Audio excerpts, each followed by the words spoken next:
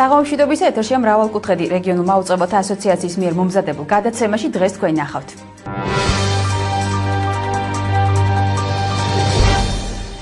ბათუმი, ურეკი, ფოთი, ანაკლია, ბორჯომი. საქართველოს კურორტებზე ტურისტული სეზონი დაიწყო. სადრა სერვისი აქვს დარა ფასად მრავალკუთხედის ჟურნალისტების სიუჟეტიდან შეიტყობთ.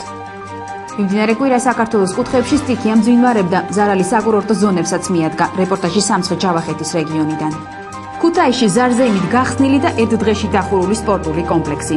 ტელეკომპანია რიონის ჟურნალისტები არკვევდნენ ვის მფლობელობაში გადავა და რამდენად მისაღები ფასი დაედება ამჯერად უკვე წყლიან აუზში გაგრილებას.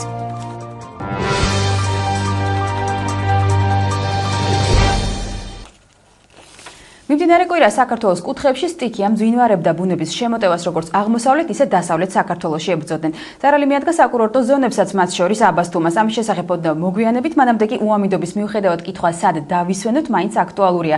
რა გეგმების განხორციელებას გეგმავენ ტურიზმის დეპარტამენტში და როგორ გავატაროთ ცხელი დღეები გრილად და მისაღებ ფასად მრავალკუთხედის სიუჟეტში. როდესაც ვერცხლის ხაზი თერმომეტრის 30 გრადუსიან ნიშნულს გადასდება, უკვე დროა რომ დასვენებაზე ვიფიქროთ. ცოტა პირებს დასვენებას. ჯერ არ გადამწყვეტია. მაინც აიდგენ აპირებს ზღვისკენ თუნთაში. არ ვიცი, ალბათ ზღვისკენ. ურეკში ალბათ. ბათუმში ბებოსთან. ქობულეთში. მიუხედავად იმისა, რომ ბოლო 2 წლის მანძილზე ფასებმა საგრძნობლად მოიმატა, მოსახლეობის უმეტესობა დასასვენებლად მაინც ზღვისპირა კურორტებს ირჩევს. მიზეზი მარტივია. ყოველ წელს ზღვაზე დავდივართ, ძალიან მიყვარს გარუჯვა და შესაბამისად არ მთაში წირუჯები, რა თქმა უნდა, მაგრამ ზღვა უფრო მხიარულია ჩემი აზრით. გამოკითხულ მოსახლეთა უმეტესობა დასვენებისათვის 300-დან 400 ლარამდე დახარჯვას გეგმავს. ბექა ჯაყირის თქმით, შაშანდილთა შედარებით ფასები წელს მომატებული არ არის. წელს აჭარაში დაახლოებით 800,000-მდე შიდა და უცხოელი ტურისტი დაისვენებს, ეს არის საპროგნოზო მონაცემები.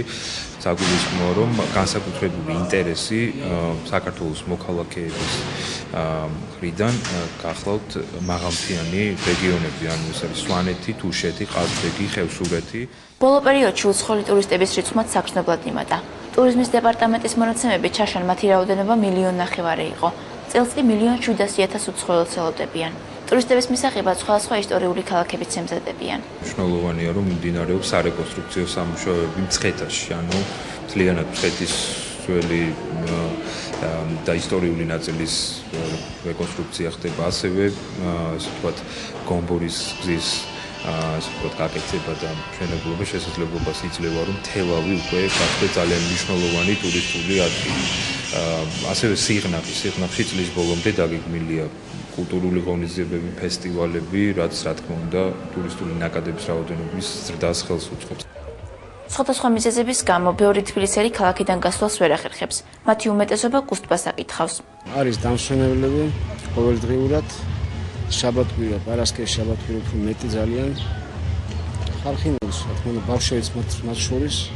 გარემოს დაცვის ინსპექციის წარმომადგენლები წყლის ხარისხს თვეში 2 ჯერ ამოწმებენ, თუმცა დამსვენებელთა ნაწილი წყლის უზრუნველთაობას მაინც უჩივის. წყლის ხარისხი როგორია? ნორმალური, მაგრამ ყოველი შემთხვევაში მინძურია მაინც.